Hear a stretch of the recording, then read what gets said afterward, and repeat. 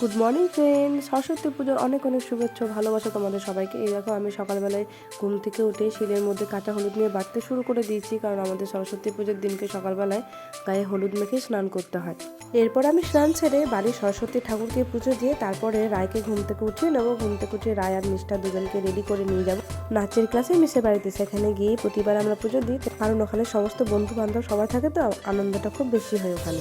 আর পাড়াতেও পুজো হচ্ছে, কিন্তু পাড়াতে দিই না, পাড়াতে পুজোর জন্য যে চাঁদা নিয়ে যায় সেখান থেকে ভোগ প্রসাদ পাড়াতে দিয়ে যাবে, পাড়াতে আলাদা করে পুজো দিতে হবে না। আর মিশের বাড়িতে জন্য আমি ফল প্রসাদ সব রেডি করে নিচ্ছি। এরপর আমরাও রেডি হয়ে বেরিয়ে পড়লাম মিশের বাড়িতে। মিশের বাড়ি গিয়ে তো প্রচণ্ড আনন্দ হলো। রায় তো খুব মজা করলো, কারণ রায়ের এটা হচ্ছে প্রথম সরস্বতী পুজো। সরস্বতী মায়ের প্রতিমাটি দেখতে পেয়ে রায় তো খুব খুশি, বারবার এগিয়ে এগিয়ে যায় সমস্ত জিনিসপত্র নাড়াঘাটা করবে বলে। এদিকে আমাদের অঞ্জলি দেওয়া হয়ে গেছে। এরপর শুরু হলো ঠাকুরের আরতি। আরতি দেখে ভোগ খেয়ে একেবারেই আমরা সবাই মিলে বাড়ি ফিরে যাব।